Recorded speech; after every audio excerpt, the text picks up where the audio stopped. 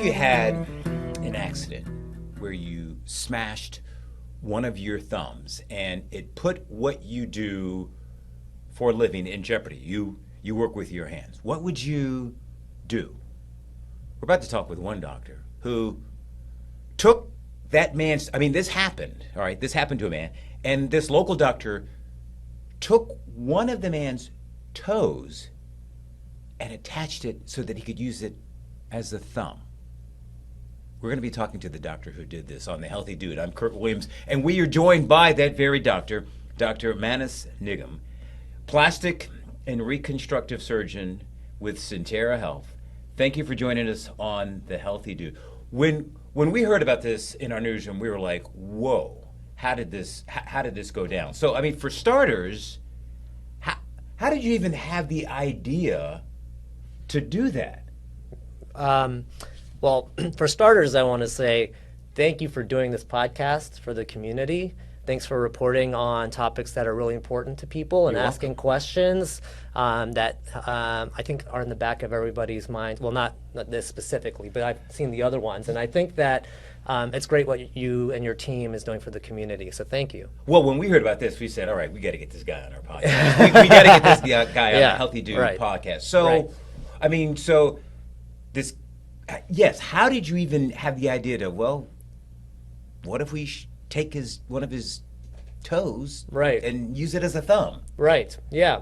So I do want to acknowledge we have a team. So nobody does, all big things like this, as you know, anything cannot be done by any single person. So we had a great team who did it together. And but how did the discussion unfold? Like the guy comes in, smashed thumb, and someone said, you know what? So plastic surgeons in this country undergo very rigorous training because you can see how it could get helter-skelter pretty quickly with people coming up with stuff that could not be good for people. So as part of our training, which every board-certified plastic surgeon goes through in this country, we learn about the great surgeries or the complicated things that we can do for people. So if you go around and ask any board-certified plastic surgeon, toe to thumb, they'd be like, oh yeah, that's a known losing your thumb or congenital absence of a thumb. There are known indications for doing a toe to thumb procedure. But there are other alternatives and options, right? Why not just... So this guy is a construction worker. That's correct. And smashed his thumb. Right. Why not reattach the smashed thumb? Was it in such bad shape you couldn't? Oh, so that's always the ideal option, is to reconstruct, primarily meaning bringing things that were naturally together back together. And so that's replacing like with like. There's nothing... That is the thing. There's no like there. But my partner who took the case back, he was the one who ended up seeing the trauma and taking the patient back to do that surgery. The thumb was just unsalvageable. So with these crush injuries, what can happen is the whole thumb gets crushed, and pretty much nothing, even if you get blood flow into the organ, it's just not viable. It's just all damaged. And so he ended up not being replantable. Why not a prosthetic? So I'm glad you asked that question. Prosthetics are very good, and they're getting even better nowadays because we have good technology, we have very clever engineers, inventors, scientists who are working on the issue. And this gets into really interesting territory once you start talking about robotic prostheses and what's being done today. And there's amazing things being done today, which we can delve into a little bit. But it didn't work in this case. But, so I always show my patients whenever they have amputations, videos of prosthesis, because you can talk all the words in the world at somebody, even me, like a plumber comes to my house and says, hey, we got to fix this J-pipe and this thing and that thing. I'm like, okay, that sounds good to me. So I showed the video and I say, this is what your function looks like with the prosthesis. And they're pretty good. So people know what they're picking when they decide to do a surgery like a toe to thumb. But I guess because of the type of work he does, right? When you showed him that video, what was he thinking? I'm still not going to be able to work at my optimal output. Yeah. So oftentimes when you use prostheses, you have to have different prostheses for different things you do in your life. Okay. Eating, brushing your teeth, work, construction work, driving, and so that can be a little tough to try to navigate in between, right? And the interesting thing with prostheses is that they break. This guy's doing some heavy labor, and the interesting thing about the human body is its amazing adaptability. Even a toe that you put onto a thumb, the bones grow stronger.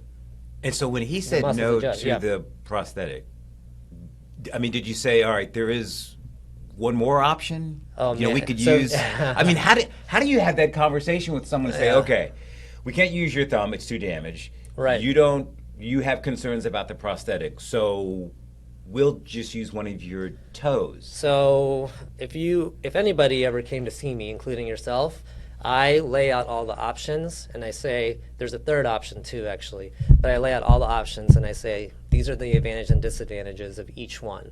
And in the end, he decided to go with the toe to thumb. Why the toe? Because, well, so there's different reasons. So culturally, it's important for people to be whole, feel like they have a thumb. There could be functional reasons, like I don't want to take a prosthesis on and off, which was part of his reason. I want something that comes from me, it lives with me forever, it adapts with me, it adjusts with me, and I'll be able to hopefully get sensation and then also intuitive motion out of it. I don't have to do anything extra, right? What do you mean? Well, so intuitive control, meaning that, let's say a prosthesis has to work a certain way. You have to Yeah. press a button with your other hand. You Okay. gotta, Okay.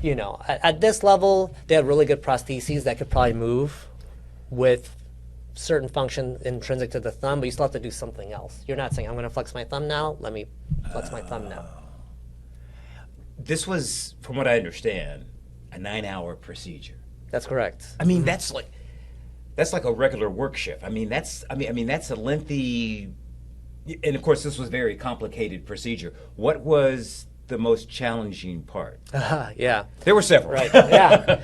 Well, the third reason I want to add is people walking around with an amputated thumb.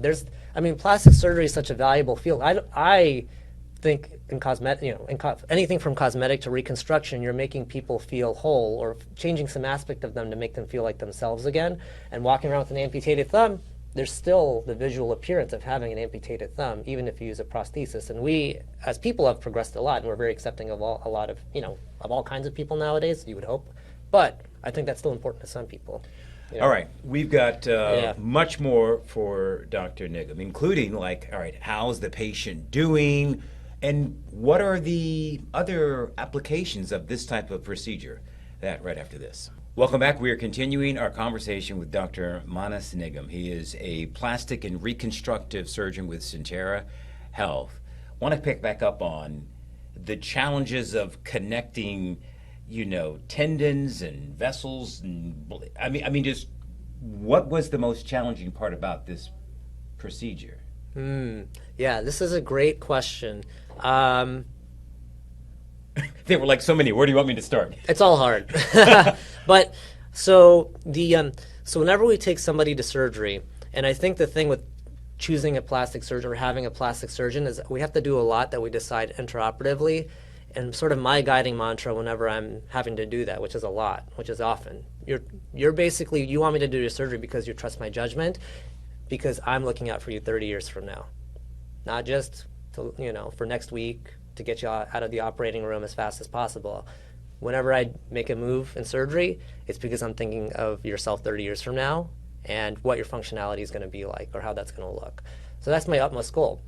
So what are the pieces you have to put together to put a toe onto a thumb? Yeah. All right. So maybe it'll be a little bit simpler than what people imagine it to be, which is good, which is fine. By the way, you can take a big toe for this too.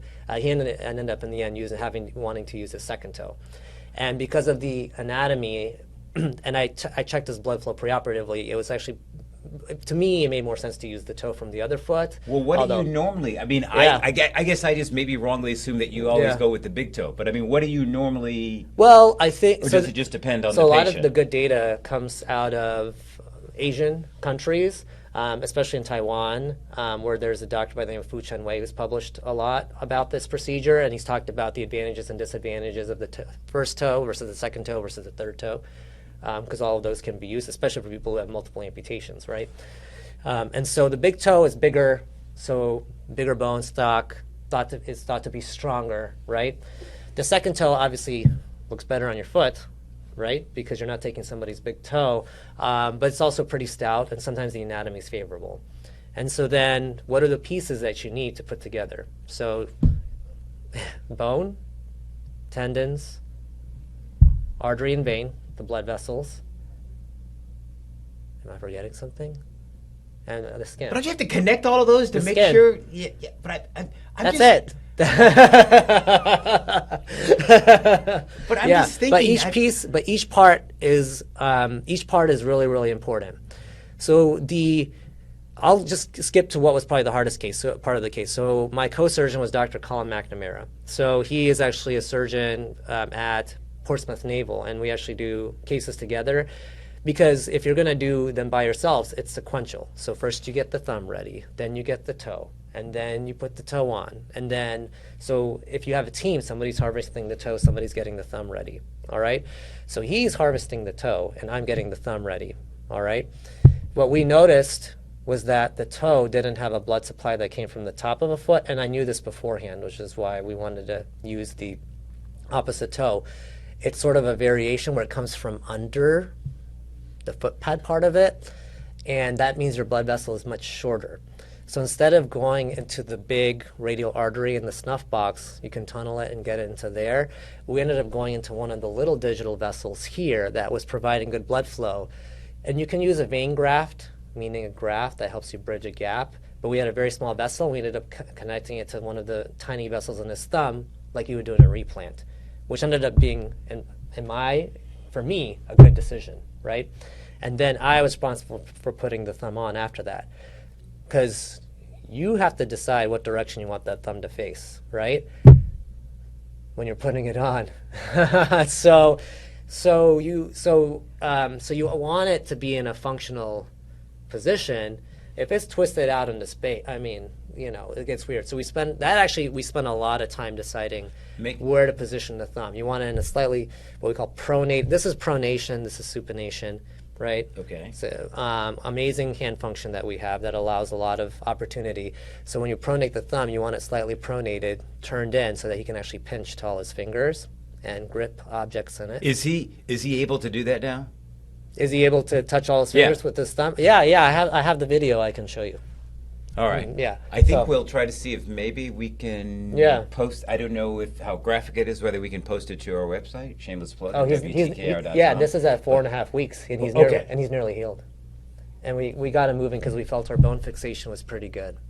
We just followed normal orthopedic principles. You mentioned all of that, right? And all of that sounds tricky and challenging, and so I'm still not clear on what is tops the most challenge. I mean, was it angling the thumb right? Was it the skin? I mean, was it getting all the blood vessels to what? I think of a lot of these big reconstructive cases like a golf game, and I don't play golf, but it's the best metaphor I can come up with. Okay, so I'm going to use a metaphor of a game that I don't play. Okay. Yeah, exactly. Yes. So, for example, you got to be good at driving.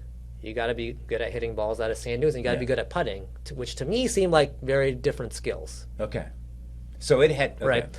I could be wrong. You might be a golfer. You might be I put golf. That's about it. Okay, good. Yeah, same. So you have to bring all these skill sets. So doing the osteosynthesis, i.e. bringing the bone together, you have to be facile with knowing how to put bones together. And we did sarclage wires for that, right? And so... What? We use little wires and so what you can do is you make little bone tunnels in the bone that's going in and the bone that's receiving, and you put a wire through it and a wire through the bone that's receiving, and it sounds funny, like it's something you could do in your shop, but you put them together and then you just twist the wires together and tighten the bone down so you get compression, which is a known principle in orthopedic surgery to allow early active range of motion. All right. Hold that thought, because there are many more questions because we still want to get to are there other body parts that you could take and use to replace others? So still many more questions right after this. All right, welcome back to The Healthy Dude. We have been talking with Dr. Manas Nigam, a plastic and reconstructive surgeon with Sentara Health. You were explaining some tightening, I guess, to make sure that it is secured properly. Right. Yeah, and I mean, it's like fixing a fracture, So, But yeah, that, you kind of, and I don't know if it's because Yeah. of your humility, What? you're making this sound like, hey, we did this and it really wasn't I that mean, big of a deal. the But thing is, the thing is, if you're going to suggest surgery to a patient, I think that you have to feel pretty confident that have you it's done going this to work. before? I actually have not done a toe to thumb before, but I've done a variation on it in my training, which is transferring the joint of a toe, same principle. Plastic surgery is very principles based because I'm doing things all the time that I haven't necessarily encountered before. And it's because there's too many scenarios in the world. So did he? Yeah. So yeah, did he ask right. Right. hey, by the way, have you done this before? Did he ask you that? No, he didn't. He had a lot of faith in you. Well, yeah, and again, I had done variations on this surgery. Like, when you take a toe joint, that's much harder than what we did. I think so.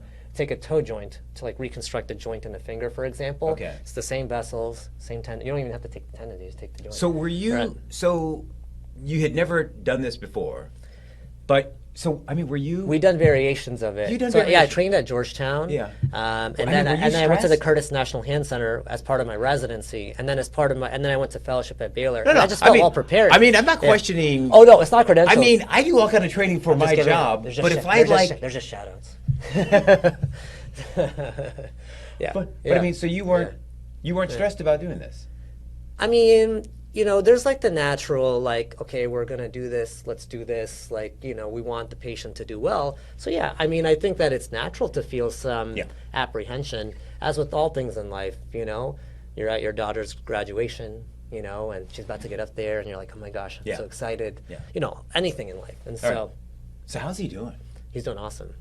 Yeah, he's doing great. And so I guess there's one phase. There is the actual procedure, and then there's the rehab and the therapy. Is that where he is right now? Yeah, so I have a therapist I work really closely who actually works with me in our office, Rachel Spencer. So as soon as I cleared him, she got him going. And so he's able to touch all of his fingers right now, okay? And we haven't tested this yet because I'm not letting her because I want the bone to be solidified first. But we'll let him pick up and hold things at about 6 weeks when I'm sure the bone is healed. And so he's awesome. He's doing well. Any window of time of when he might be able to go back to work? Oh, you know what? I think that's a great question. It's sort of like, when do you return athletes to play? Yeah. Right? So I like to see maximal range of motion. Okay. So close to the other side, but it's a little bit different. It's a little bit different here. When he's got 90% strength of the other side with grip strength. But he can get back to work earlier with restrictions if we meet him at where he's at. So he can say, okay, well, we know you can pick up 20 pounds. I'll limit your gripping at work to 10 pounds.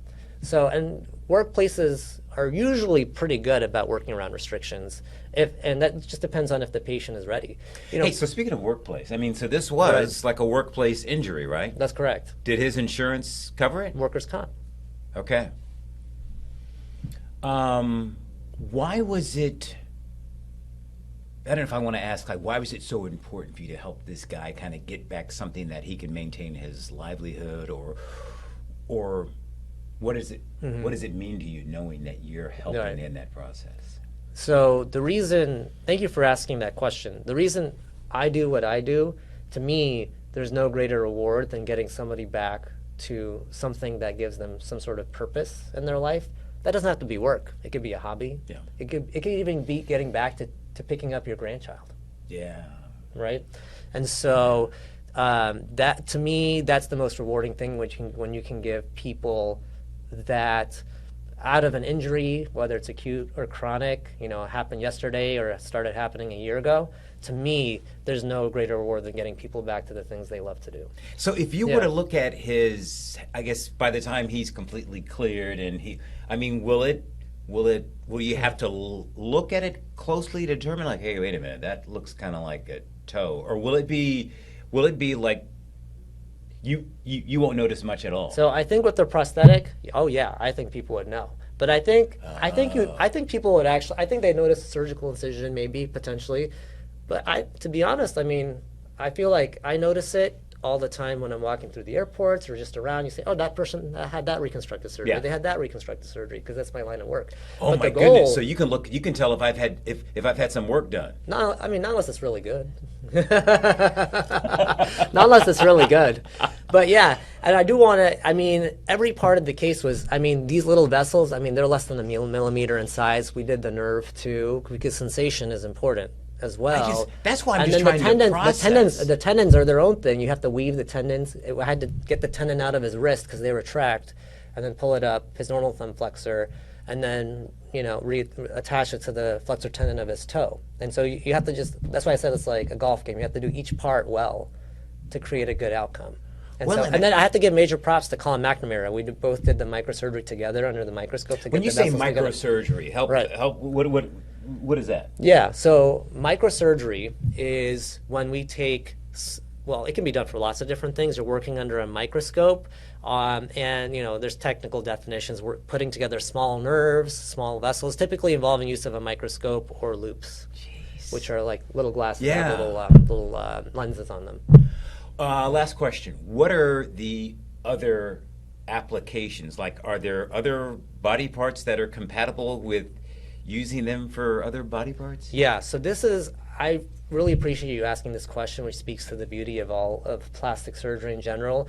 And I think we as a specialty should do a better job, potentially, of just advertising what we can do for people. So a great example, this is not what I do necessarily every day, but for breast reconstruction, right? Obviously people think of using implants, but you can use the patient's own native tissue. Of pretty, you know, like, for example, taking the tissue that I normally use during a tummy tuck and then using that for breast reconstruction, right?